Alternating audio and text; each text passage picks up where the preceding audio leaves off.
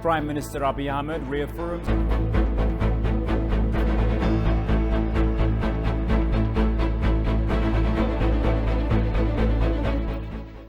This is our Disney News Hour, and many thanks for joining us. With the news, I'm Shifara Olako. Do stay with us.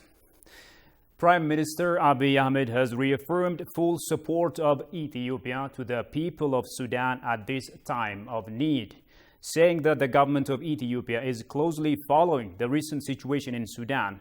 The Prime Minister said brotherly peoples of the two countries are owners of the great civilization of the River Nile and share common destiny in many aspects. The Premier recalled that Ethiopia, in partnership with the African Union, has played a constructive role in bridging differences between the military and civil powers in Sudan and bringing the constitutional document for the transitional period in the country, pledging continued support from his government. He called on all parties to negotiate and give peace a chance based on the Juba Agreement in order to achieve the aspirations of the Sudanese people.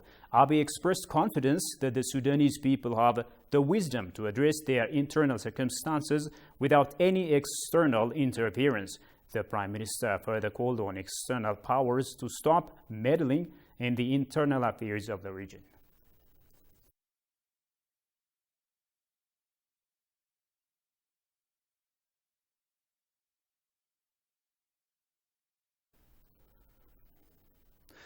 The President of the Republic of Turkey, Recep Tayyip Erdogan, said he is delighted to visit Ethiopia this month, announcing his acceptance of the invitation of Prime Minister Abiy Ahmed.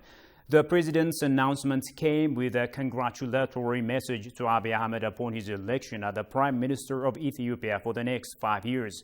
The President expressed his confidence that the friendly relations and cooperation that have continued to exist between the two countries would continue to deepen during Prime Minister Abiy Ahmed's new term of office.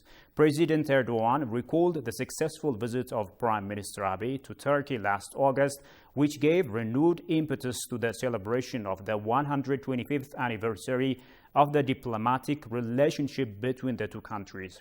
The President will also visit two other African countries this month besides Ethiopia, according to the letter.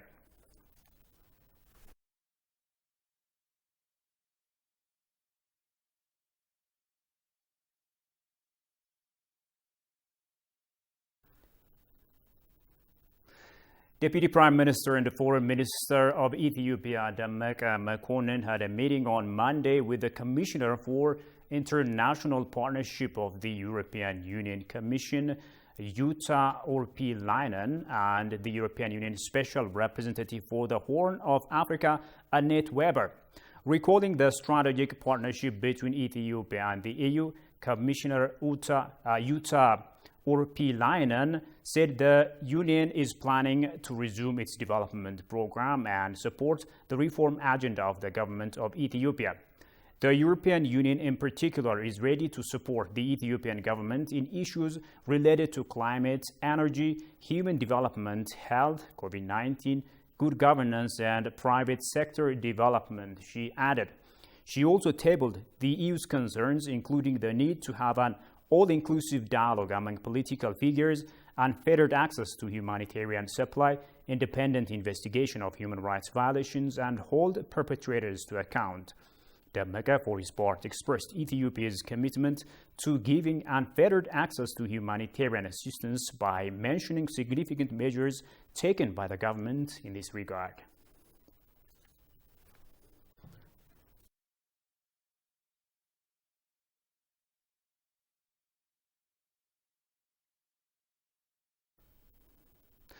Now moving on, a Special Forces Training Center for the terrorist group TPLF has been the target of Tuesday's airstrike. The center is located at Kwiha, just outside of Mekelle. A large number of groups illegally recruited military personnel were taking military training at the center. It is to be recalled that the National Army Air Force has destroyed terrorist TPLF's training center at Mai Sabri and manufacturing facility in Adwa town so far.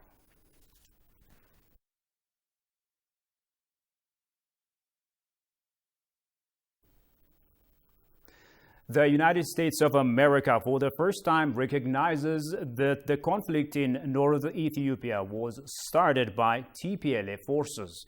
With a resolution it passed on Ethiopia Saturday, the U.S. also demanded TPLF to pull its forces from Amhara region. Sintayo Tamrat has more. Many in the Western power bloc have been denying the fact that the TPLF forces began the conflict in North Ethiopia by attacking the northern command of the Ethiopian National Defense Force. Since the onset of the incident, none of these powers has reacted against it, even after the TPLF officials declared they undertook a major attack on the Ethiopian National Defense Force, dubbing it lightning attack. The global media and community have been propagating the reverse of this. And ultimately, if this can revert the recently broken over century-long Ethio-US ties, the US has for the first time recognized that it was the TPLF that began the conflict in Tigray.